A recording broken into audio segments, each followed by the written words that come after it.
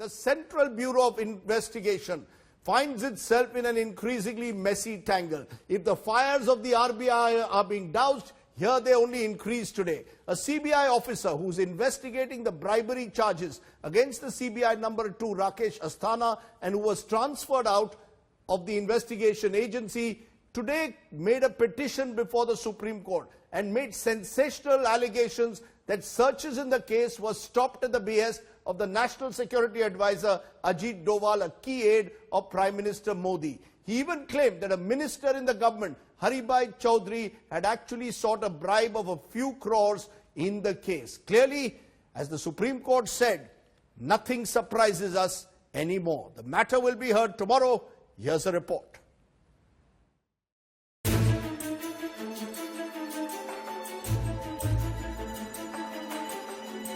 The war within the CBI just got bigger and messier, and now threatens to embroil the PMO itself. On the radar is none other than the National Security Advisor Ajit Doval. CBI DIG MK Sinha, who was shunted to Nagpur by the interim director Nageshwar Rao during the dramatic midnight shake-up, has moved the Supreme Court against his transfer. And his petition that claims the CBI is trying to change the course of the direction of the investigation against Special Director Rakesh Asthana makes startling claims against Prime Minister Modi's most trusted go-to man. The CBI officer says NSA Doval allegedly delayed and stalled the investigation against Rakesh Asthana.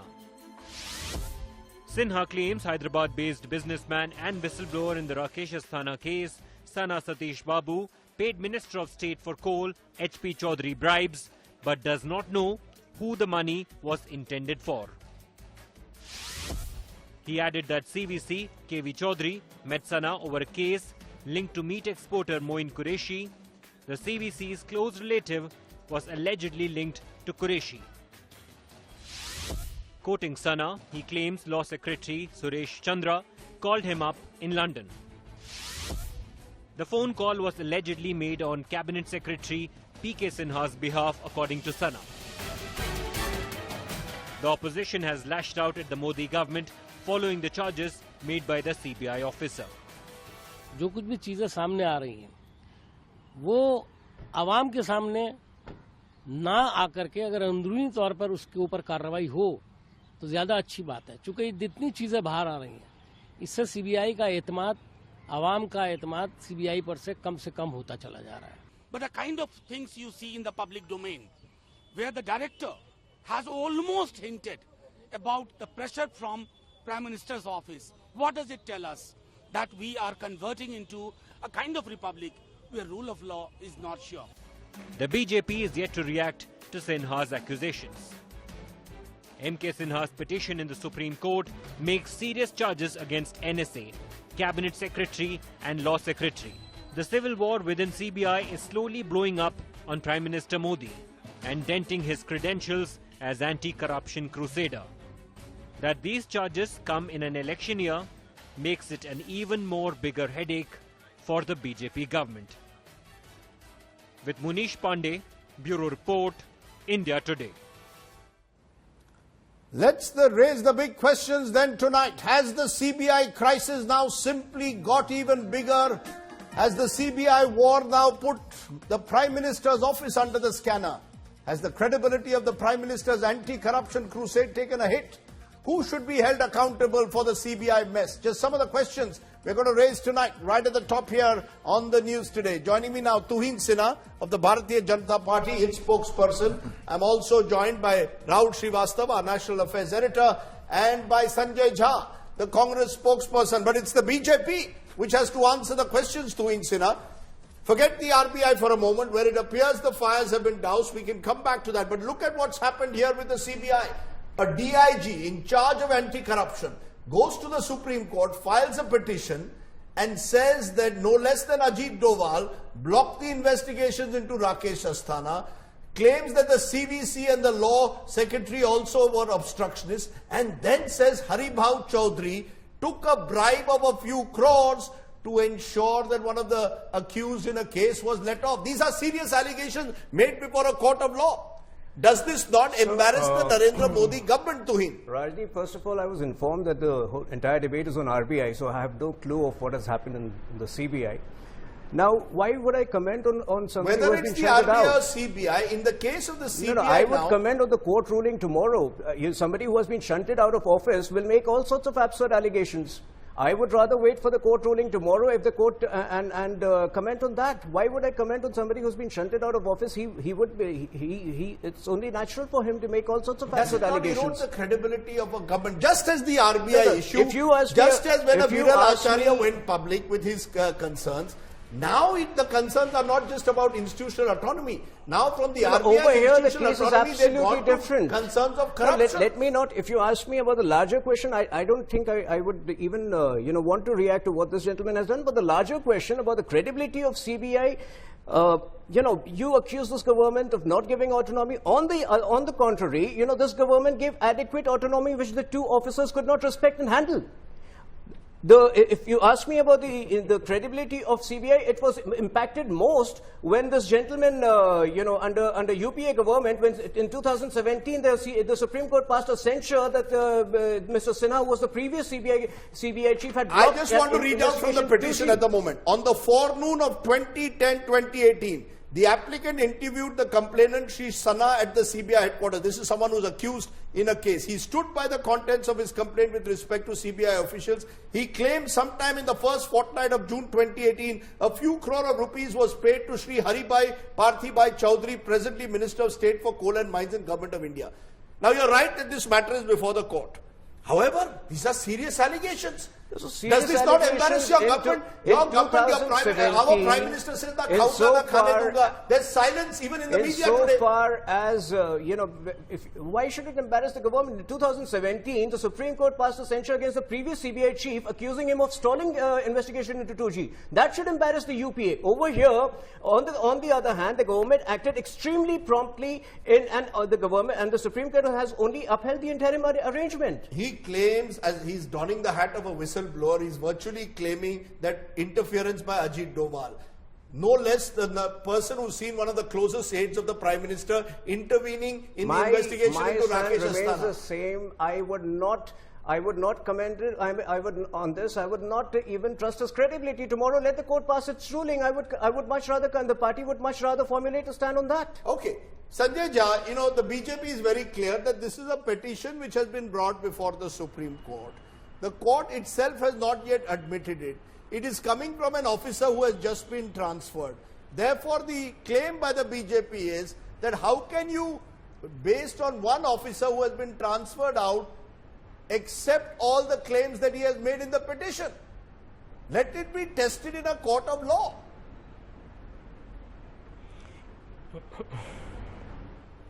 Rajdeep, everything is finally tested in the court of law. But I think anybody who is watching your program today will realize that how duplicitous has the Bharatiya Janata Party become. I mean, this is serious combustible material. You have a charge against a minister in Narendra Modi's government of taking a few crores. We don't know what the numbers are. And the charges are against, by the way, who are we talking about? You're talking about Ajit Doval, who is the national security advisor of the country. And what is he accused of in the petition, which is, by the way, in the Supreme Court of India? It's not been accepted yet. Where Manish Sinha has It's challenged not been this accepted. transfer, It's saying not that been this is accepted. not- Let's clarify. Well, It's not been accepted Let me yet. tell you, I agree. But yet we are having I a full-fledged agree, but let me discussion tell on you it. That's a that sad many fact. of the ministers during our time, can I speak without your interruption, my friend? There were many ministers during our time who did not even have an FIR or a charge sheet, or the matter did not even go to the court, who quit on public propriety. Look at this government, they are so thick-skinned. I mean, here is a BJP spokesperson telling you that he believes in the law, and we know what they have done to the law. The truth is the CVC today has got a sullied reputation. The National Security Advisor, we know, is very close to Narendra Modi. Narendra Modi's minister is alleged to have taken kickbacks, and they all relate to Rakesh Asthana, who's been the blue-eyed boy of Narendra Modi. And one of the statements that is made by Manish Sinha is very categorical. That the Prime Minister's office said that we will take care of the CBI. I think to my mind, Rajdeep, that is the true import of the entire petition moved to the Supreme Court. That Narendra Modi's Prime Minister's office is accused. I can use the word alleged if that provides comfort to my BJP friend. The truth is, this is catastrophic for the institutions of India. CBI is under meltdown, Rajiv, tomorrow we'll have a Supreme Court verdict on that. But our institutions are under serious meltdown. And the BJP cannot walk away from it. This insults the collective intelligence of the people of the country who are watching your program. I mean, there is a CBC, there is a National Security Advisor, there is the Home Secretary, the Law Secretary, there's a Cabinet Secretary. Everybody is in this internecine game. It's a conspiracy to try and belittle institutions to save some very powerful political people in Mr. Narendra Modi's government. I think this is an open and shut case, and hopefully we'll see a clear verdict from the Supreme Court in the days to come. We don't know whether that clear verdict will come, but Rahul Srivastava, someone who's been tackling, it started off as CBI versus CBI. It started off as number one taking on number two. With every passing week, we find new names coming out. Why, the BJP should also answer, why should a CBI DIG level officer virtually compromise his entire career by making these charges? He's been transferred out to Nagpur. But in great detail, he's detailing what happened on the morning of 16/10/2018 when he claims that Ajit Doval made an effort to intervene in a particular case. He's given it in great detail in this petition. Am I to understand that he is also acting on behest of the opposition? Are we to take these charges seriously enough? Sanjay Jha has a point. Similar charges between 2009 and 14, Tuhin, Sinha and the BJP would jump up and down. These are charges made in the Supreme Court now. Rajdeep, Tuhin Sinha, what he is saying, the Congress and the UP have been punished for it. So what the meltdown, if it was happening in that time, what Sanjay is saying is absolutely right. There is a meltdown. I think there is no clearer example. It is not CBI versus CBI. There are two CBIs today. One is Alok Verma CBI and one is Asthana CBI. And a battle is being fought. I had said earlier. They're going openly in the court with such serious charges against ministers in the Prime Minister's office. So, Rajdeep, it is split down till the last denominator in the CBI. 4 senior officers of the CBI, one of them has already been repatriated, have complained similarly against Alok Verma. It is amazing that how officers are taking strides so blatantly where CBI does not matter. It is which lobby do they belong to. So Alok Verma is accused of interfering in the Lalu Prasad Yadav post. There is IRCC and now we've case. got allegations being made by someone who presumably belongs to the Verma camp. Now, Rajdeep, who's making allegations against the BJP leaders. See, you may blame the Congress for contributing to it, but the meltdown is happening under Prime Minister Narendra Modi's watch. The point is, under whose watch is this happening? There is a crisis that the DIG is giving, as you are saying, point by point. I think it's time Supreme Court stepped in and looked into this entire gamut of charges floating inside the CBI. What does it suggest? Today there was a comment, Rajiv, I would like to say, when somebody in the court told the Chief Justice of India that you will be surprised. The Chief Justice of India said, I have stopped being surprised when it comes to CBI. But that's the question, Tuhin Sinha. At the end of the day, you would expect the superintendence, the supervision of the CBI to be done through the CVC, but they report to the PMO. Narendra Modi is the leader who told us he will provide strong leadership. Who is the 56-inch chest leader? He's unable to resolve what's happening in the CBI. Number one and number two are making such serious allegations. What is an average viewer to understand? So I will answer that, but I will repeat by beginning that it's very unethical to involve me in a discussion for which I'm not prepared. Number two, we are only cleaning up the mess which has been a legacy issue. Let me clarify. We said RBI and CBI institutional autonomy. We've discussed RBI. I'm happy to go back to RBI, but the CBI story has become more prominent.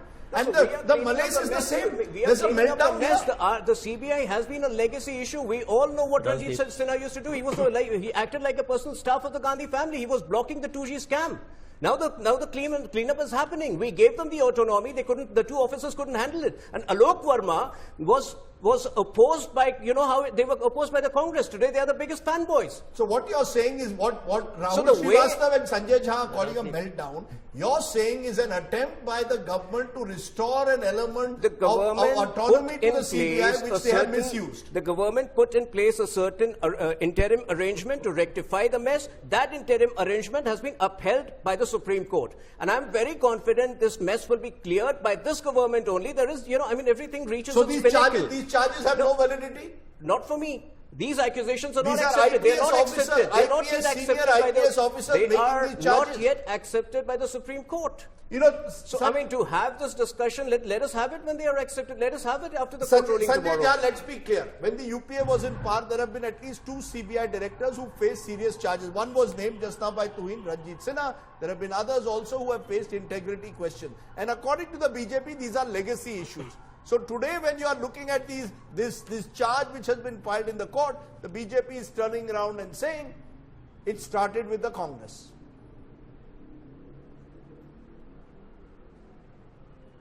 Well, Rajdeep, all the problems of the country are entirely the responsibility of Pandit Jawaharlal Nehru and Mahatma Gandhi. Absolutely, I agree with the BJP spokesperson, Mr. Sinha. I also wish, this is something that in the Congress party we need to inherit. I don't have the skill, and I'll be very honest. We can't be as brazen and thick-skinned as the BJP. We don't have it in us. That is perhaps a weakness we need to work on. But I want to answer one question.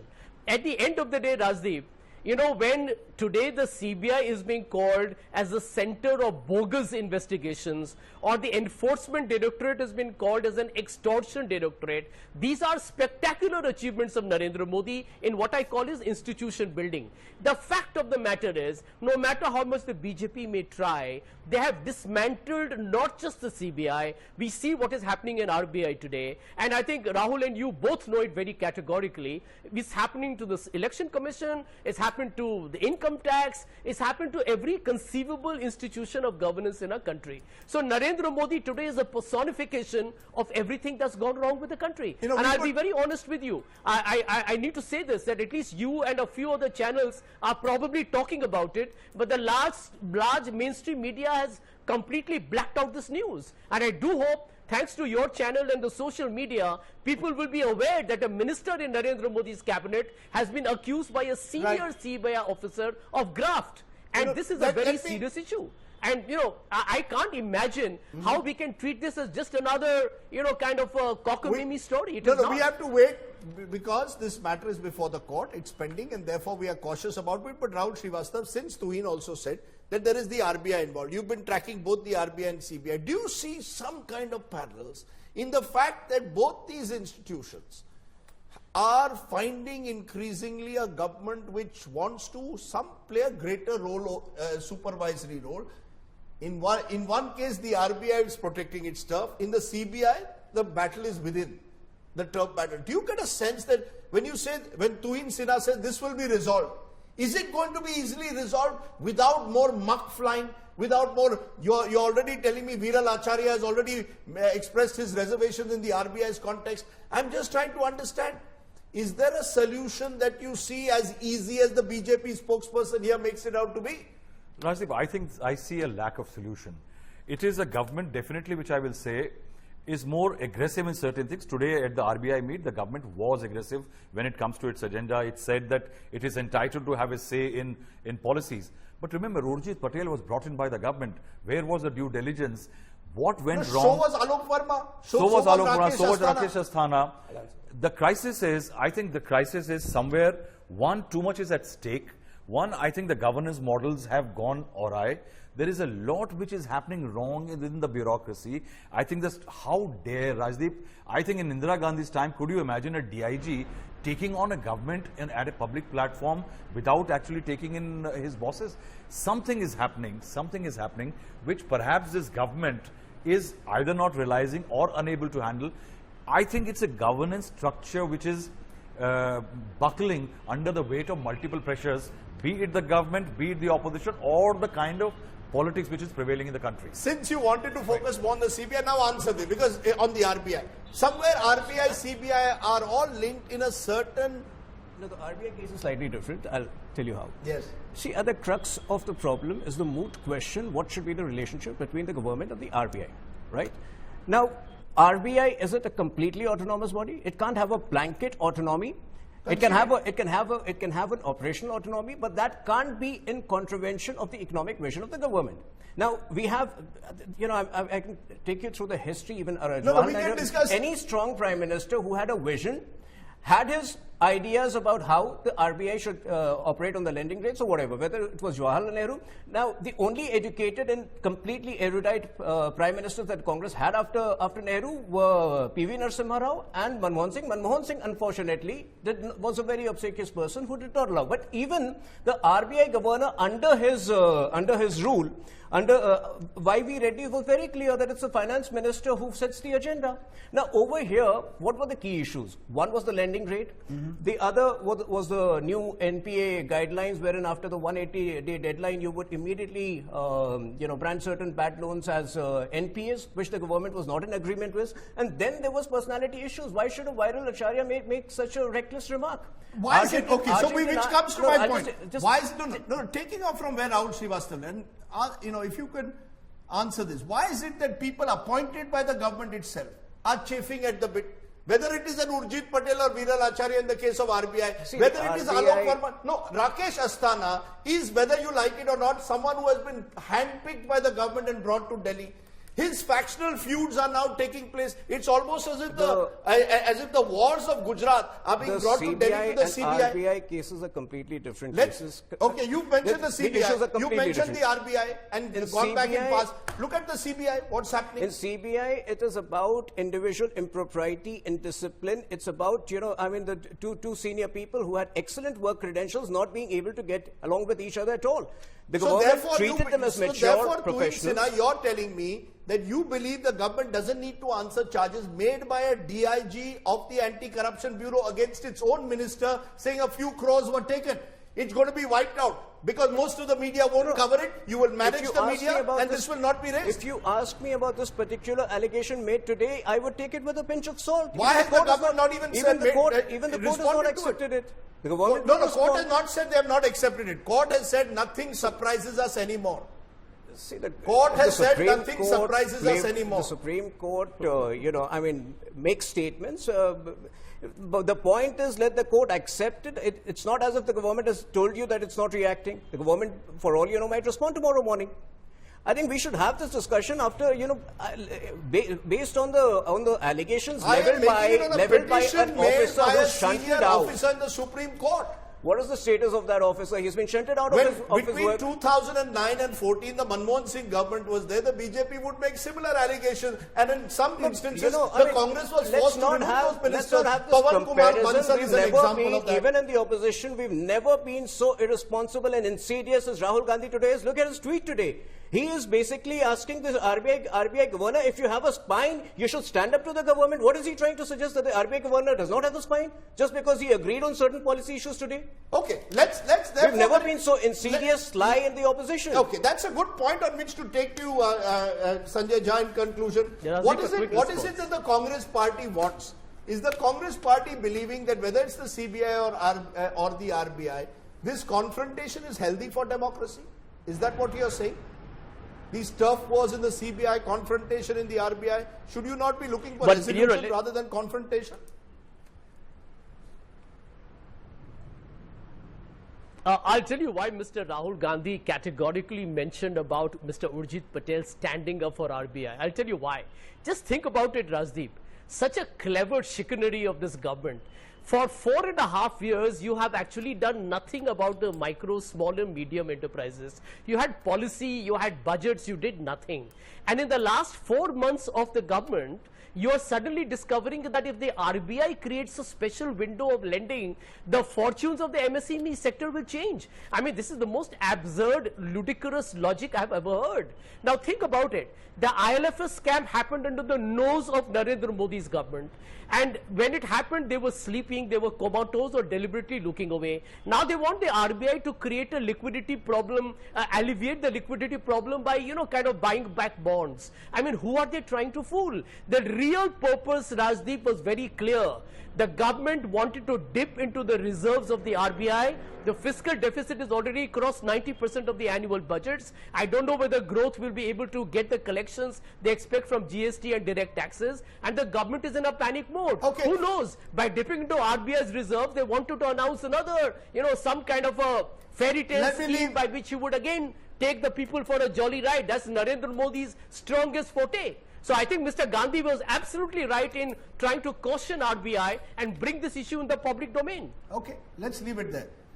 Tuhin Sinha, Sanjay Jha, Rahul Srivastav, appreciate your joining me on the news today. Thanks for watching the video. For more such news and updates, please like, share and subscribe to India Today. Also check out our other great videos from our channel. We know you will love to.